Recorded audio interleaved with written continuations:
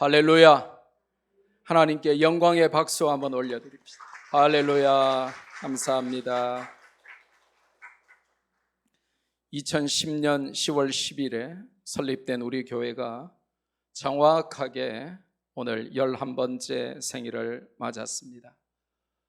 11년 전에 말씀교회 개척을 준비하면서 8월 15일부터 이렇게 카운트를 하면서 기도하면서 교회 설립 날짜를 준비하는 가운데 2010년 10월 10일 십자가가 3개가 있는 그날 10년 10월 10일에 정확하게 주일이었는데 11년이 지난 오늘도 10월 10일이 주일이 되었습니다.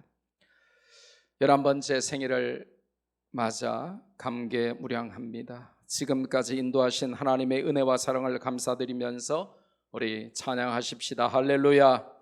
세상에서 개인이 생존하고 또 타인과 공존하며 살기 위해서 사회에서 강조하는 이 4Q라고 하는 4가지 Q가 있습니다. 여기에 관해서는 수많은 논문과 책들이 출판되고 또 보도되었죠. 그 4가지 Q가 뭔지는 한 번씩은 들어보셨죠. 첫째로는 IQ라는 게 있습니다. Intellectual Quotient, 지능 지수라는 것이죠. 그리고 EQ, 한동안 굉장히 유행했죠. Emotional Quotient, 감성 지수라는 것입니다. 또 SQ가 또 한동안 유행했습니다. Social Quotient, 사회성 지수입니다. 그리고 가장 최근에 각광받는 NQ라는 게 있습니다. Network Quotient, 관계성 지수입니다. 옛날에는 개인적인 능력을 강조하는 IQ를 매우 강조했습니다. 그래서 IQ가 높고 공부 잘하는 것이 최고인 줄 알았습니다. 지금은 타인과 공존하는 지수인 EQ, SQ, NQ를 매우 중요하게 생각합니다. IQ가 아무리 높고 공부를 잘해도 감성 지수나 사회성 지수나 관계성 지수가 엉망으로 낮은 사람들도 있습니다. 이런 사람들은 공부는 잘하고 성적은 잘 받을지 몰라도 자기 자신밖에 모르고 다른 사람에 대한 배려나 공감 능력이 떨어지기 때문에 외면을 당하거나 범죄자로 전락할 가능성이 높습니다. 오늘 본문은 세 사람의 대인관계를 설명합니다. 즉 성경적 NQ를 알려주시고 명령하시는 것이죠. 공부 잘하고 잘생기고 돈 잘 벌고 권력과 인기와 명예가 있어도 대인관계가 엉망인 사람들이 많습니다. 세 사람은 천상천하 유아 독존식의 자기중심적인 사람이 아니라 타인을 사랑하고 배려하고 돌보는 이타적인 사람이어야 한다는 것입니다. 즉 하나님을 사랑하고 이웃을 사랑하라는 성경 전체의 핵심 계명을 이루기 위해서 예수님으로 옷을 입은 세 사람은 성경적 대인관계를 정립하고 실천해야 한다는 것이죠. 그래서 오늘 우리에게 주어진 본문을 자세히 한번 읽어봅시다. 본문은 25절에 그러므로라고 시작합니다. 뭔가를 또 결론 지으면서 또 다른 명령을 우리에게 주시려고 하는 전환이죠. 무슨 뜻입니까? 새 사람이 되었으므로, 예수 그리스도로 옷을 입었으므로, 이런 뜻이겠죠. 즉 새 사람에게는 새 사람의 대인관계가 필요하다 하는 것을 알려주시는 전환의 말씀이죠. 왜 새 사람에게 성경적 대인관계를 강조합니까? 옛 사람의 대인관계를 고집하면 첫째로는 오늘 본문에 보면 마귀가 틈을 타기 때문이고, 둘째로는 성령께서 근심하시기 때문이랍니다. 첫째로 대인관계 때문에 마귀에게 틈탈 기회를 주지 말아라, 그렇게 25절에서 29절에 우리에게 말씀을 하고 있습니다. 마귀는 대인관계를 통해서 침투하고 개인과 가정과 교회를 파괴하는 파괴 전문가입니다. 본문을 자세히 보면 마귀가 틈을 타는 4가지가 등장해요. 거짓말, 분노, 도둑질, 더러운 말. 이 4가지를 통해서 마귀가 우리에게 틈을 탄다라고 알려줍니다. 먼저 25절에 보니까 거짓말이 나옵니다. 이웃에게 참된 것을 말하고 거짓을 버려야 마귀가 틈을 타지 못한다는 것입니다. 거짓은 마귀의 주특기며 특징입니다. 우리 한국 사람들은 욕을 잘하기 때문에 정말 욕의 강도가 무섭고 셉니다. 그러나 미국 사람들, 적어도 서양에서 가장 큰 저주와 욕은 You are a liar. 너는 거짓말짝이야. You are telling me a lie. 너는 지금 거짓말하고 있어. 이 거짓말장이 You are a liar. You are telling me a lie. 너가 지금 거짓말해 라고 하는 게 가장 무서운 저주고 욕입니다. 거짓말장이는 인간이 아니라는 것입니다. 인간 말종이죠. 쓰레기죠. 같이 도무지 대화하고 교제할 상대가 안 된다는 것입니다. 그래서 이 서양에서는 모든 걸 신뢰 중심으로 하기 때문에 수표 사회죠. 그래서 은행에 내가 돈이 1,000불 있다. 그러면 수표책이 아무리 두껍고 수표가 아직 500장이 남았어도 그 1,000불 이내로만 써야 돼요. 100불도 쓰고 50불도 쓰고 30불도 쓰고 200불도 쓰고. 그런데 은행에 돈이 1,000불밖에 없으면서 내 수표에 100만 불 이렇게 써가지고 남을 주면 사기꾼이 되는 것이죠. 그렇게 되면 평생 죽을 때까지 그 신용이 회복이 안 됩니다. 거짓말하면 끝장나는 사회, 서양 사회죠. 일본하고 한국과의 범죄 이 비교를 보니까 말이죠. 한국 사람들은 사기꾼이 일본보다 10배 이상 많아요. 우리가 일본 욕할 필요가 없습니다. 일본보다 10배 이상 사기를 잘 치고 거짓말을 잘합니다. 그런데 오늘 성경에서 마귀가 거짓말을 통해서 우리에게 침투하기 때문에 거짓말을 버려야 하고 이웃에게 참된 말을 하라는 것입니다. 거짓은 마귀의 주특기며 특징입니다. 마귀는 거짓의 아비라고 성경은 알려줍니다. 요즘 정치판에 등장하는 사람들을 한번 보십시오. 얼마나 식은 죽 먹듯 거짓말을 잘하는지 모릅니다. 그리스도라는 새 옷을 입은 새 사람은 거짓을 미워해야 합니다. 세상 사람들은 말이죠, 의도적인 거짓말을 잘합니다. 아예 거짓말로 소설을 씁니다.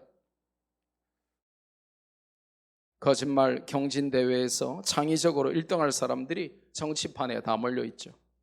그런데 교회에서조차 구원받은 새 옷을 입은 새 사람조차 그러면 안 된다는 것입니다.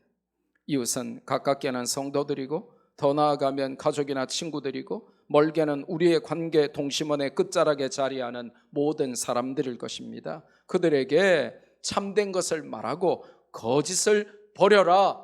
이것이 마귀가 틈 안 타는 비결이고 우리가 새 사람으로서의 살아야 할 대인관계다라고 첫 번째로 거짓말에 관하여 교훈하십니다.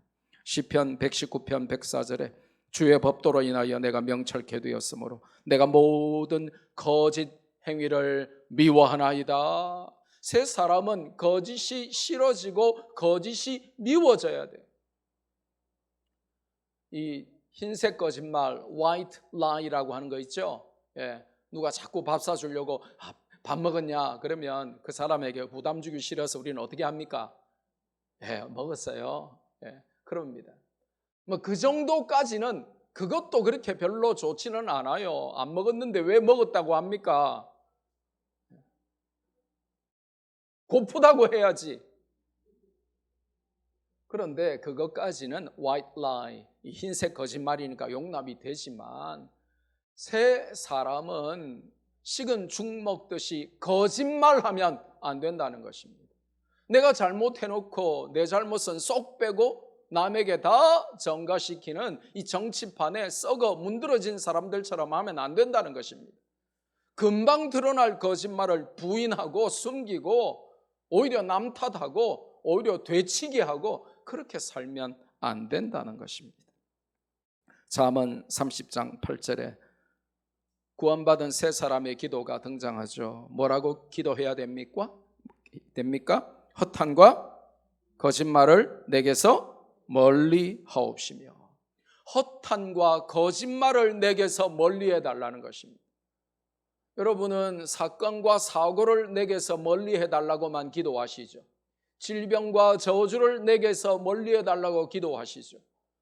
그런데 사실은 더 열심히 기도해야 될 게 내가 허탄한 말, 거짓말 좀 안 하게 해달라고 기도하셔야 된다는 것입니다. 두 번째로 마귀가 틈을 타는 통로가 무엇입니까? 우리의 분노입니다. 이게 참 해결이 안 됩니다. 오늘 아침에도 교회 오면서 분노에 사로잡혀가지고 성령 충만이 아니라 분노 충만하게 오신 분들이 있어요. 누군지 몰라도 있을 거예요. 뜨끔하신 분은 회개하시기를 바랍니다. 제가 미국에 있을 때 보니까 젊은 부부가 말이죠. 교회 안 올 부부가 아닌데 교회에서 반주도 맡아 있고 막 중요한데 젊은 부부가 어느 주일날 교회를 안 나온 거예요. 예배 마치고 바로 전화했습니다. 왜냐하면 뭐 중요한 사람들이 교회를 안 나오게 되겠습니까? 연락도 없이 전화하니까 교회 오다가 부부가 대판 싸운 겁니다. 뭐냐? 이제 아내가 이제 운전 초짜라. 그러니까 이제 이 운전을 하고 오는데 옆에 남편이 앉아가지고 혼내고 막 뭐라 하고 막 그걸 운전이라고 하나 이래가지고 뭐 걔가 해도 그보다 잘하겠다 그러면서 고양이에게 운전을 맡기는 게 낫겠다 그러고 뭐 저 빨간불 안 보이나 그러고 막 뭐라 한 겁니다. 그러니까 이 아내가 운전하다가 가만히 보니까 열받는 겁니다. 이런 걸 남편이라고 두고 내가 살겠나?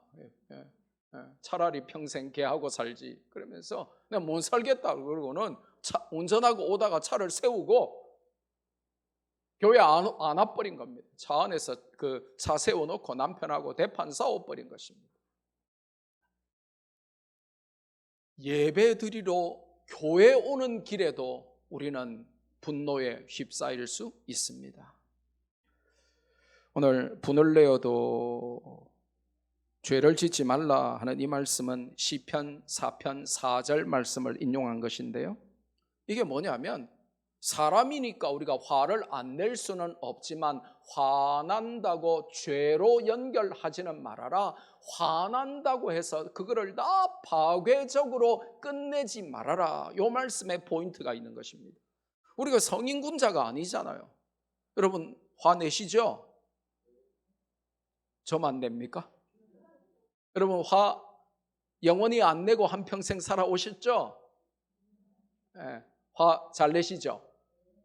그제도 내셨죠? 어제도 내셨죠? 오늘도 내시죠?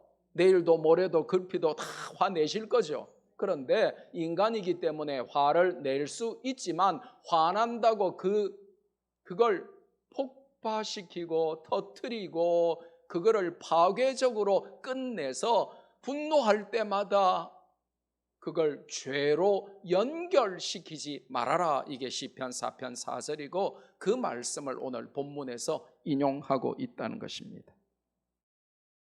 분노를 다스릴 수 있어야 새 옷을 입은 새 사람이라는 것입니다. 생각해 보세요. 내 남편이 그렇게 사랑해서 결혼했는데 결혼하고 보니 분노를 못 다스리는 사람이었다.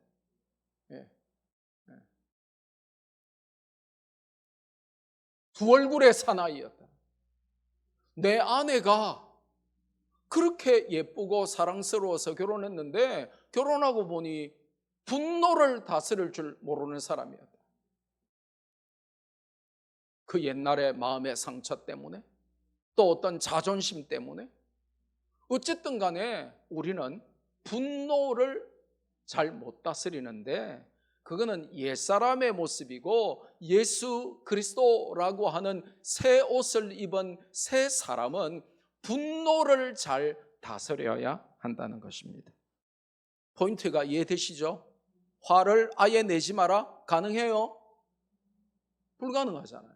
그런데 잠깐 화를 냈다고 해서 화날 때마다 그거를 파괴적으로 끝내지 말아라 그 말입니다.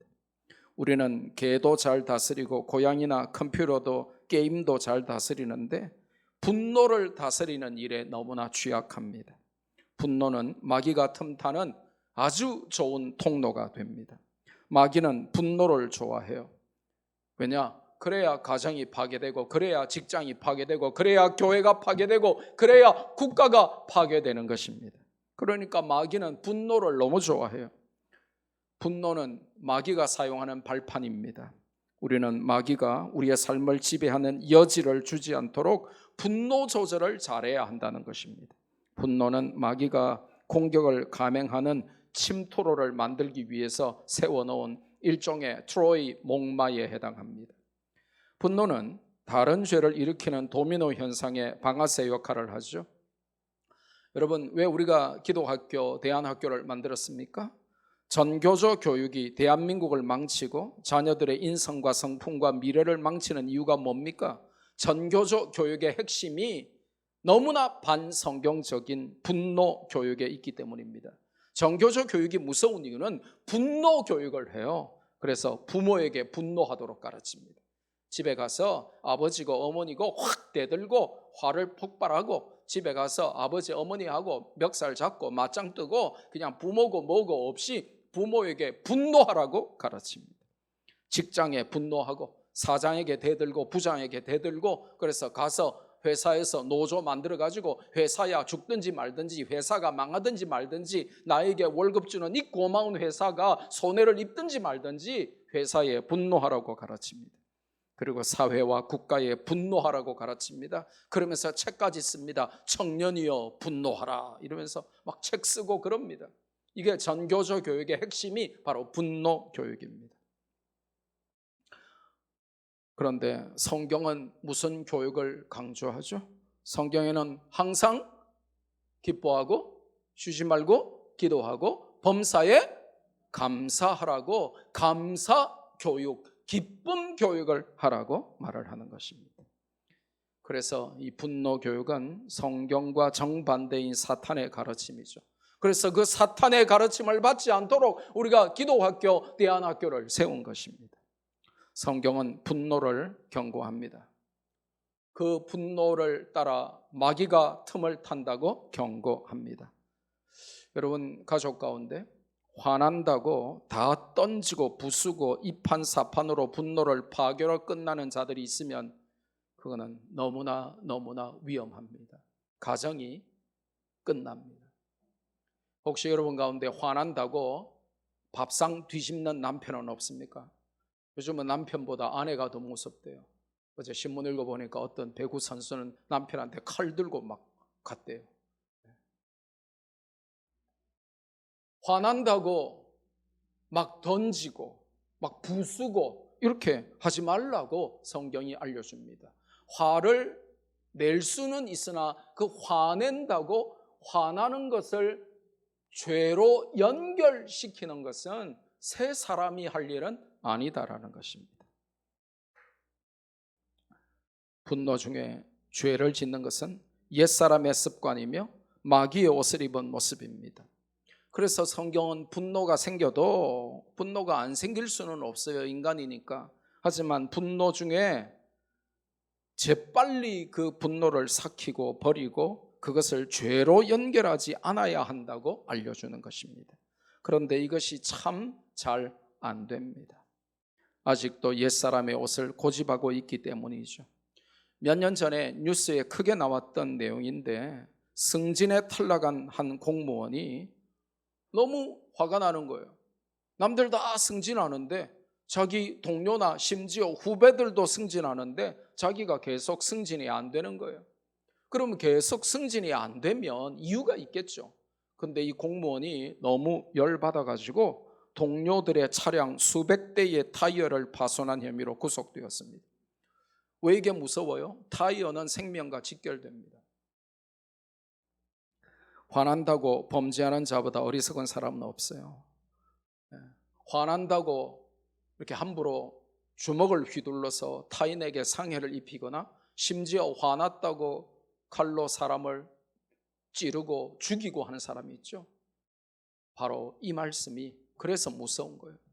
화를 안 낼 수는 없겠지만 화났다고 그거를 죄로 연결시키는 것은 구원받은 새 옷을 입은 새 사람의 대인관계는 아니라는 것입니다. 화가 나고 분노하면 명심하십시오. 언제 끝내라고요? 입 밖으로 그 화가 나오는 순간에 그러고 나서 딱 끝내야 돼. 그래 놓고는 딱 끝내란 말이에요. 그래 놓고 막 해놓고는 막 던지고 막 부수고 막 때리고 막 이렇게 하면 안 된다는 거예요. 근데 이게 참 잘 안 되죠. 그리고 이 분노를 잠자리에까지 가지고 가면 안 된답니다. 다음 날로 가지고 가서 안 된다는 것이죠. 해가 지기 전에 풀어야 한다고 성경은 강조합니다. 따라합시다. 아무리 화가 나도 해지기 전에 풉시다. 옆 사람에게 축복합시다. 아무리 화가 나도 해지기 전에 푸세요.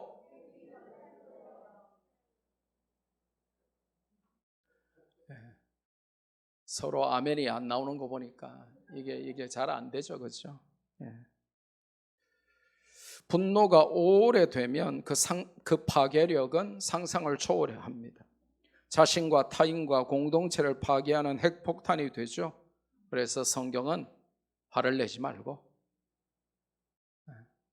혹시 화를 내고 분노하게 되어도 그걸 죄로 연결시키지 말고, 그 화나고 분노하는 마음을 해지기 전에 다 풀고 잠자리에 가지고 가서, 왜냐하면 이 유대인들은, 이스라엘 사람들은 밤부터 또 다음 날이거든요. 그러니까 다음 날로 그 화를 가지고 가지 마라. 근데 우리는 화났다고 죽을 때까지 원수 맺죠. 7년 동안 포스트 이스로만 대화한 부부가 있더라고요.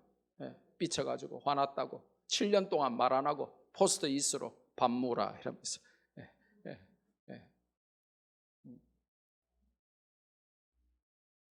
성경에 우리에게 강조하는 이 분노의 문제를 해결하지 못하면 옛사람일 뿐 새사람은 아니라는 것입니다. 그래서 시편 37편 8절에 보니까 분을 그치고 노를 버리라, 불평하여 말라, 행하게 치우칠 뿐이라고 말씀하시고, 전도서 7장 9절에 보니 급한 마음으로 노를 바라지 말라. 노는 누구의 품에 머무른다? 우매자, 어리석은 자, 바보들이 잘 화를 낸다는 겁니다. 그러니까 화 잘 내는 사람 보면 바보구나 그렇게 아시면 돼요. 여러분, 남편이 화를 잘 내잖아요. 그러면 조용히 귀에 대고 속삭여 주셔요. 야, 이 바보야 그러면서. 여러분, 아내가 너무 화를 잘 내잖아요. 그럼 귀에 대고 조용히 속삭여 주세요. 참 내가 바보하고 사느라고 참 고생이 많네 이러면서. 화 잘 내는 사람은 바보라서 그렇다는 거예요. 성경이. 아멘 좀 하시기를 바라요. 여러분이 화를 왜 잘 낸다고요? 바보라서.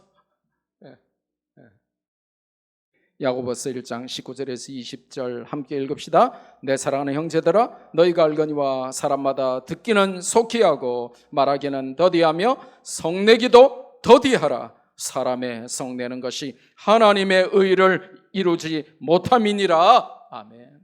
왜 우리가 분노하고 화내고 하면 안 되냐? 그게 하나님의 의를 이루지 못한단 말이에요. 잠언 19장 19절에 노하기를 맹렬히 하는 자는 벌을 받을 것이라. 하나님이 반드시 벌 주세요. 이 노하기를 맹렬히 하는 자, 이게 뭐냐면 화났다고 그거를 죄로 연결시키는 자예요. 그냥 단순히 기분 나빠하고 자존심 상해하고 화내고 이것도 하면 안 되는데, 화낼 때마다 그 끝을 파괴로, 폭발로 맺는 자는 하나님이 벌 주시겠다고 말씀하셨어요. 그러니까 여러분이 자꾸 바보처럼 화를 내면 하나님이 벌 주십니다. 그러니까 화가 나면 그거를 범죄로, 죄악으로 연결시키기 쉽기 때문에 화를 잘 안 내려고 나는 죽었다, 나는 날마다 죽노라 하고 그렇게 자기를 부인하는 연습을 우리가 해야 되는데 그게 잘 안 된단 말이에요. 날마다 내가 새파랗게 살아 있어가지고 조그만 내 감정만 상하면 화내고 분노하고 분노했다고 막 그냥 소극적으로는 밥 안 먹고 안 먹는다 그러면서 적극적으로는 밥상 뒤엎고 막 그렇게 어떤 사람은 막 TV 다 깨고 그런 사람도 있더라고요. 좋은 TV 막 100인치짜리 초대형 TV 축구 본다고 영화 본다고 사놓고는 부부싸움 해가지고 열받았다고 뭐 바로 그냥 전화기를 TV에 팍 던져가지고 TV 다 깨버리고. 그러니까 바보지. 겁이 산 거를. 그래서 성경이 하나님이 그런 사람을 바보라고 하는 거예요. 그럼 바보하고 살면 될까요? 안 될까요?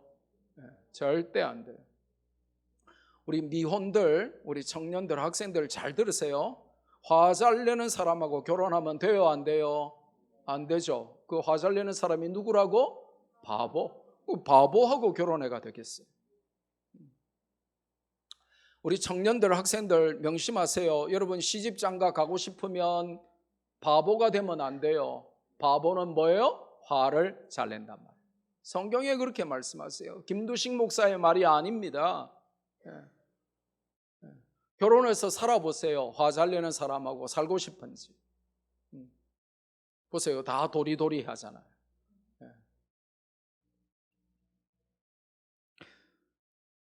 마귀가 틈을 타는 또 하나는 도둑질입니다. 즉 탐욕이죠. 내 것 아닌 것에 욕심을 내는 마음입니다. 남의 것을 훔치는 것이죠. 본문은 수고하여 땀 흘려 일을 해야 하는 중요한 두 가지 이유를 알려줘요. 소극적인 의미로는 도둑질하지 않기 위해서 내가 땀 흘려 일을 해야 되고, 더 나아가서 적극적인 의미로는 자기가 땀 흘려 번 것으로 다른 사람을 구제하여 선한 일을 할 수 있도록. 그러니까 우리가 그냥 도둑질 안 하는 그 정도로만 사는 것은, 그거는 세상에서도 착한 사람은 해요. 그죠? 그런데 새 사람은 단순히 도둑질을 안 할 뿐 아니라 땀 흘려 수고하여 애를 써서 돈을 벌어서 그것으로 구제함으로 선한 일을 하기 위해서 그렇게 살아야 된다는 것입니다. 도둑질은 마귀가 틈을 타는 악행이지만 구제는 성령님께서 역사하시고 하나님께서 복을 주시는 선한 일입니다. 그런데 우리 학생 여러분 잘 들으세요. 우리 속담에 참 우리 조상들이 지혜롭게 속담을 만들었는데 그 속에 정말 놀라운 지혜가 숨겨져 있어요. 바늘 도둑이 소 도둑이 되는 것입니다. 왜냐? 작은 것 한번 훔쳤는데 그게 우리의 간을 키워요. 좀 속된 말로 우리의 간땡이가 붓게 만들어요. 자꾸 작은 것, 친구의 별것 아닌 것 같이 연필 하나 훔치고, 절대로 훔쳤다고 안 하죠. 위치 이동이라고 해요. 군대에서는 그냥 위치를 이동했다. 군대 가면요, 뭐든지 없어지면 맞아 죽으니까 내가 살기 위해서는 어떻게 해야 됩니까? 그러니까 훈련소에서 가장 그게 심하죠. 그냥 막 총 개머리판으로 찍고 워카발로 까고 원산 폭격 돌리고 이러니까 요즘은 안 그런다 그러더라고요. 35년 전에 제가 군대 갈 때는 그야말로 훈련소에서 자살도 하고 얼마나 때리니까 말이죠. 괴로웠어요. 뭐라도 하나 없어지면 죽는데 어느 날 가장 많이 없어지는 게 뭔지 아세요? 훈련소에서? 버클, 허리띠에 그 쇠 부분, 대한민국 육군 이렇게 마크 찍혀있는 그게 가장 많이 없어져요. 왜냐? 훈련하면서 땅 벅벅 기다 보면 그게 잘 없어져요. 근데 제게 없어진 거예요. 분명히 잘 때까지 있었거든? 자고 일어나니까 없어. 야, 갈등오대. 자, 퀴즈 나갑니다. 김두식 목사가 안 맞아 죽기 위해서 남의 거 훔쳤다. 아니면 조교한테 맞아 죽더라도 없는 채로 이거 없이 있었다. 자, 1번입니까? 2번입니까? 2번이었으면 얼마나 좋았겠어요.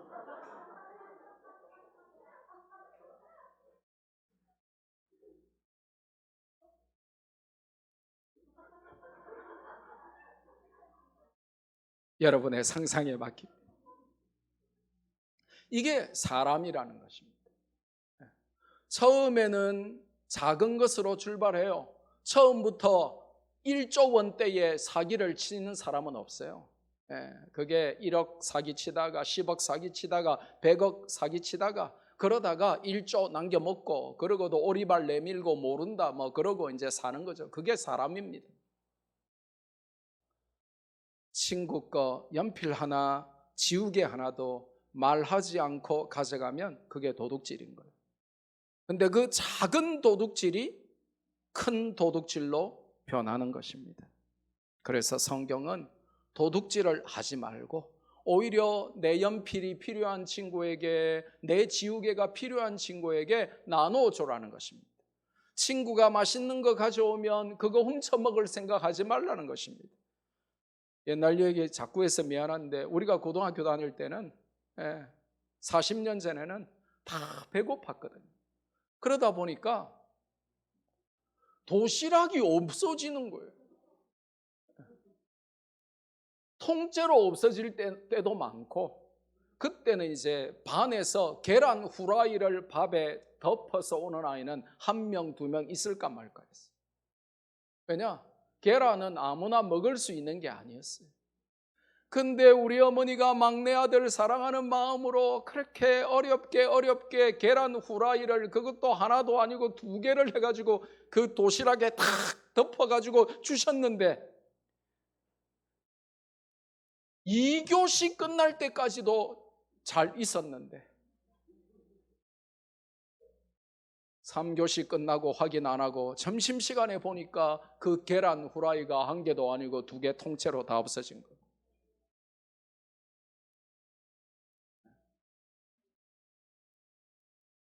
그때는요, 도시락 못 싸우는 아이들도 많았거든요. 그러니까 걔는 젓가락만 가져오는 거예요. 그러고는 친구들한테 쥐어박으면서 이렇게 밥 한 숟갈씩 뺏어 먹고, 또 그냥 맛없는 김치 이런 건 안 먹고, 꼭 부잣집 아이들 계란 후라이 가져오면 막 반씩 뺏어 먹고 막 그냥 그러고 돌아다니는 것이죠. 이게 처음에는 친구 밥 뺏어 먹지만 나중에는 사회에서 도둑질하고 악한 일이 점점 더 커진다고 성경이 경고합니다. 그래서 내 손으로 땀 흘리고 수고해서 내가 도둑질하지 않을 뿐 아니라 궁핍하고 힘든 사람들에게 나누어 주고 선한 일을 할 수 있도록 그렇게 살아라고 하는 것입니다. 그게 새 사람의 옷을 입은 자의 대인관계라는 것이죠. 그래서 데살로니가 후서 3장 10절에 우리가 너무나 잘 아는 말씀을 주시죠. 누구든지 일하기 싫어하거든 뭐 하기도 말라? 먹지도 말라. 일하기 싫어하는 자는 먹을 자격도 없다는 것입니다. 이걸 학생에게 대비하면 뭐예요? 공부하기 싫어하면 밥 주면 안 된다 이거예요. 근데 막 빵도 주고 피자도 주고 치킨도 사주고 막 밥 뭐 몇 번 먹이고 막 간식, 야식 막 일하기 싫어하거든 먹지도 말라. 이게 성경의 가르침이에요. 우리 학생들 집에 가서 책상 위에 써붙이세요. 공부하기 싫거든 먹지도 말자. 살 빼기 싫거든 냉장고 문을 아예 잠그자. 마귀가 틈을 타는 4번째는 더러운 말입니다. 성도는 더러운 말 대신에 선한 말을 해야 된다. 그렇게 알려주시죠. 그래야 본문을 자세히 보면 그래야 덕을 세우고 그래야 듣는 자들에게 은혜를 끼치게 된다고 알려줍니다. 이 더럽다 하는 헬라어 단어는 아주 특별한 단어가 사용됐는데 상한 과일이나 썩은 고기를 지칭할 때 사용되는 말이고 동시에 거친 돌을 표현하는 단어입니다. 뭐라고요? 상한 과일, 썩은 고기, 거친 돌. 이 과일 앞에 썩었다 할 때 쓰는 단어, 상했다 할 때 쓰는 단어, 고기 앞에 이 고기가 썩었다 할 때 쓰는 단어, 그리고 돌이 매끈하지 않고 너무나 거칠다 할 때 쓰는 단어가 바로 오늘 한글로 번역된 더러운 말 할 때 그 더럽다 하는 단어입니다. 받을 수 없고 먹을 수 없는 상하고 썩은 거친 말을 버리라는 것이죠. 반대로 하면 싱싱하고 맛있고 도움이 되는 부드러운 말을 하라는 것입니다. 칼에 베인 상처보다 말에 베인 상처가 더 깊고 오래 간다죠. 앞뒤 좌우로 한번 따라해 봅시다. 먼저 쳐다보세요. 앞뒤 좌우로 쳐다보세요. 그동안 제 말로 상처받으셨으면 용서해 주세요.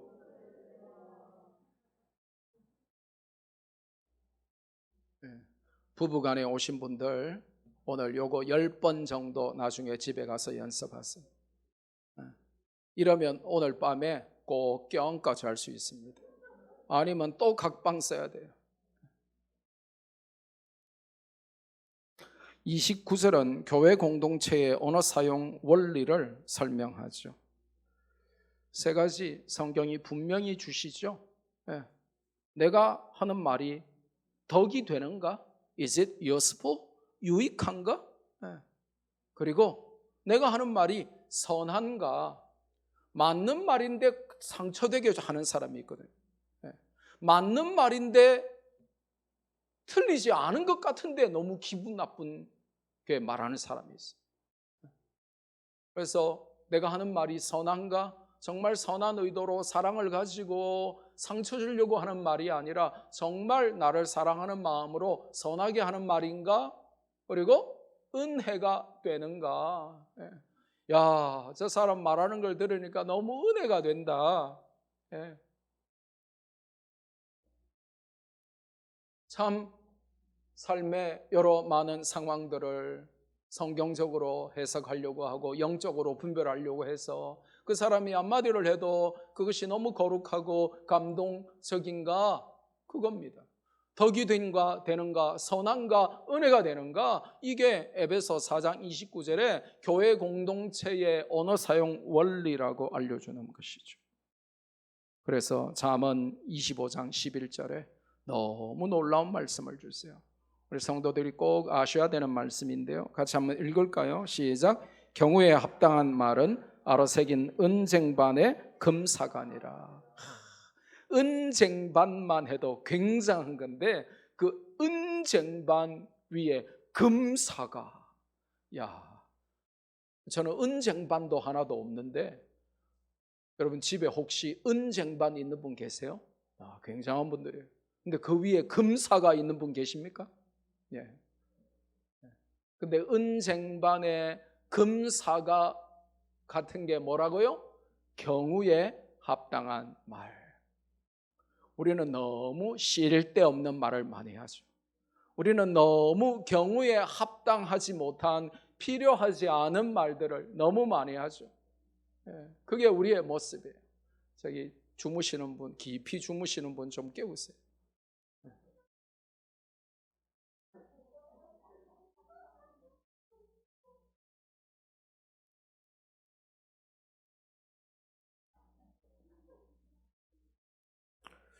자, 근데 퀴즈 하나 나갑니다.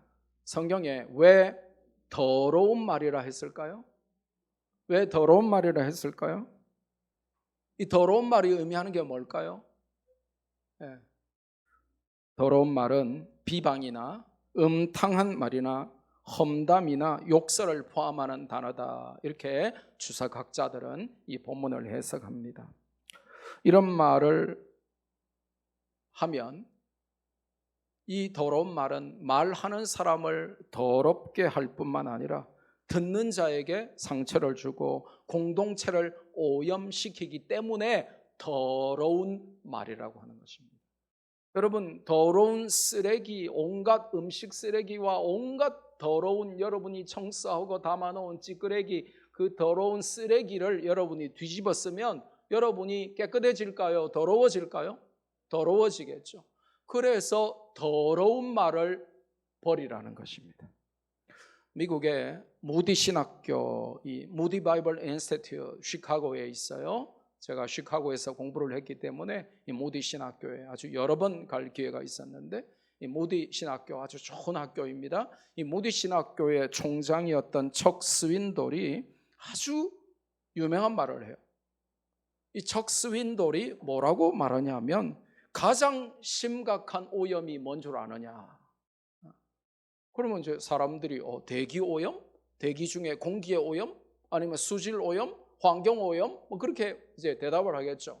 그런데 이 척 스윈돌이 아니 가장 심각한 오염은 대기 오염도 아니고 수질 오염도 아니고 환경 오염도 아니고 가장 심각한 오염은 verbal pollution, 즉 언어의 오염, 말의 오염이라고 가르쳤습니다. 그래서 이 척 스윈돌의 메시지를 들어보면 clean up your speech 그러면서 너의 말을 청소 제대로 해라는 것입니다. 말을 깨끗하게 하고 말하라는 것입니다. 이것이 세 사람의 모습이죠. 세 사람의 대인관계를 명령하시는 두 번째 큰 이유가 뭡니까? 30절에서 32절에 보니까 그렇지 않을 경우에 성령님께서 근심하시기 때문이라는 것입니다. 우리가 여전히 옛사람의 옷을 고집하고 냄새나고 더럽고 오염된 그 옛사람의 옷을 입고 새 옷을 입은 자의 삶을 살지 않으면 성령께서 근심하시기 때문이라는 것입니다. 근심하게 한다 하는 헬라어 단어는 걱정을 끼쳐서 슬프게 한다는 의미인데 그래서 영어 단어는 grieve라고 하는 단어를 쓰고 영어 숙어로는 bring sorrow가 해당이 되겠습니다. 삼위일체의 한 분이신 성령님께서는 인격을 가지셨기 때문에 우리의 불의한 일에 대해서 근심하시고 슬퍼하십니다. 성령님은 우리의 구원을 인치시고 보증하신 분이신데 우리 구원을 보증해 주신 성령님을 슬프게 근심시켜서는 안 되기 때문에 우리가 새 사람이라면 새 사람의 대인관계를 하라는 것입니다. 그러려면 어떻게 해야 됩니까? 오늘 성경에 두 가지가 기록이 되어 있어요. 31절에 옛 성품에 관계된 것들을 다 버려라 하는 것입니다. 사람들 중에 아주 특이하게 또 특별히 연세가 들면 쓰레기를 모으는 분들이 있어요.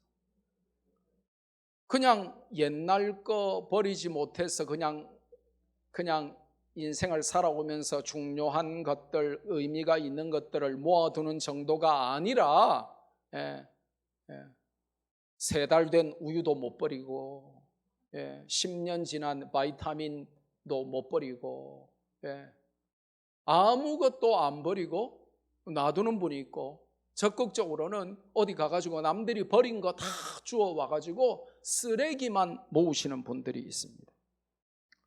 그런데 성령께서 우리에게 근심하시는 것이 옛사람의 쓰레기 같은 것들을 버리지 않기 때문에 근심하신다는 것입니다.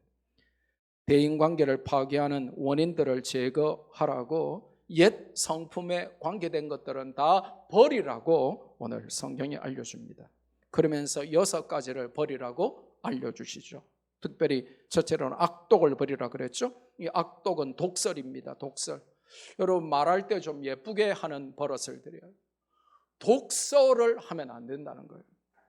독설은 파괴적인 말입니다. 저주죠, 모욕이죠, 욕설이죠. 이것 때문에 대인관계가 파괴된다는 것입니다. 두 번째로는 노함을 버리래요. 이 노함이라고 하는 헬라어 단어는 행동으로 이어지는 격한 분노를 말합니다. 던지고 막 부수고 이런 것이죠. 그리고 분냄을 버리라 그러죠. 이 분냄이라고 하는 건 뭐냐 하면 내면 속에 감춰진 적대감, 증오심을 말해요. 눈에 막 불이 막 이글 타오르면서 저 인간 그러면서 막 이 갈고 막 그렇게 살지 말라는 것이죠. 사진 찍으시는 분은 굉장히 훌륭한 분들입니다. 네 번째로는 떠드는 것이죠. 떠드는 것. 이 떠드는 것이 뭐냐면 아무것도 아닌 일 혹은 작은 일을 침소봉대하는 것은 아주 나쁘다 이것입니다. 악한 말로 헬라적인 의미로 보면 소란스럽게 상대방에게 그 상대방을 모욕하거나 상대방을 공경에 처하도록 만들기 위해서 아주 작은 일을 크게 만들어서 소란스럽게 떠드는 행위를 말을 합니다. 다섯 번째로 비방하는 것이죠. 거짓말과 험담과 소문의 유포로 타인의 명성을 파괴하려고 하는 의도로 그렇게 하는 것을 멈추라는 것입니다. 그건 옛사람의 성품이라는 것이죠. 그러면서 모든 악의와 함께 저것들을 버려라. malice, 악의를 버리라는 것입니다. 뭡니까? 인간이 지닐 수 있는 모든 악한 감정들입니다. 특별히 성경적으로 하면 선을 악으로 갚는, 정말 이거는 정말 나쁜 것이죠. 남이 베푼 호의나 사랑이나 선을 악으로 갚는, 이건 정말 용서가 안 되는 것이죠. 근데 우리가 살다 보면 이런 걸 많이 당하죠, 그죠? 내가 사랑했는데, 내가 호의를 베풀었는데, 내가 선을 베풀었는데 그걸 악으로 갚는 사람들이 있죠. 그걸 이용해 먹는 사람들이 있죠. 이렇게 세상 사람들은 그렇게 살아도 예수 그리스도로 새롭게 옷을 입은 새 사람은 그렇게 살면 안 된다는 것입니다. 이 버린다 하는 헬라어 단어는 수동태인데요. 이게 왜 헬라어 수동태로 사용됐냐 하면 이 헬라어는 아주 크리스탈 클리어한 이 언어이기 때문에 이렇게 태를 사용할 때 능동태냐 수동태냐 할 때 다 이유가 있어요. 그러니까 수동태로 이 버린다 하는 단어가 되어 있는 게 무슨 말이냐고 하면 내 힘으로는 못 버린다는 것입니다. 은혜를 받아야 버린다는 것입니다. 변화가 되어야 버린다는 것입니다. 하나님의 힘으로만 가능하다는 것입니다. 성령님의 도우심으로만 가능하다는 것입니다.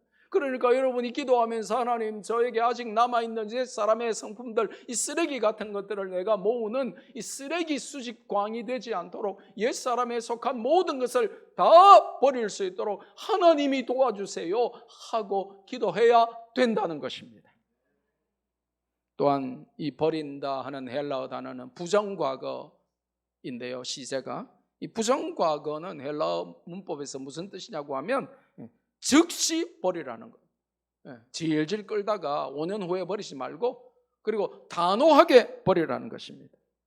단번에 그냥 버리라는 것입니다. 버릴까 말까 버릴까 말까, 버렸다가 또 주워와가지고 또 화내고, 버렸다가 또 주워와가지고 또 거짓말하고, 이렇게 하지 말고 즉시 단번에 단호하게 버려라. 이게 이제 부정과거 시제 용법이에요. 그러니까 그냥 버리는 거예요. 뒤도 안 돌아보고 버리라는 것이죠. 두 번째로 성경을 근심시키지 않으려면 세 사람의 대인관계가 어때야 하는지 알려주시는 말씀이 나오죠. 32절에 서로 인자하게 대하고 불쌍히 여기며 서로 용서해야 된다는 것입니다. 인간으로서는 불가능해 보이는 요구를 하는 것 같죠. 왜냐하면 저게 이제 인자와 긍휼과 용서 이 세 단어인데, 인자, 긍휼, 용서 한번 따라해 볼까요? 인자, 긍휼, 용서. 이게 사람에게서는 찾을 수 없고 그리스도의 주특기, 그리스도의 속성, the attributes of Christ, 예수님의 속성이에요. 인자, 긍휼, 용서. 사람이 저게 안 되는 것입니다. 그러니까 조금이라도 한번 좀 하나님 닮아 보려고 딸로 오면 이름을 인자라고 옛날에 많이 지었죠. 알아들을란가 모르겠네.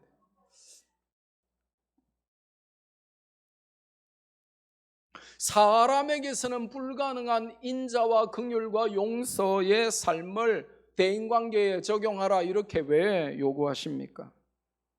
하나님께서 그리스도 안에서 우리를 인자하게 여기시며 긍휼을 베푸시고 용서하신 것처럼 우리도 그렇게 대인관계를 해야 성령님이 근심하지 않으시고 오히려 기뻐하신다는 것입니다.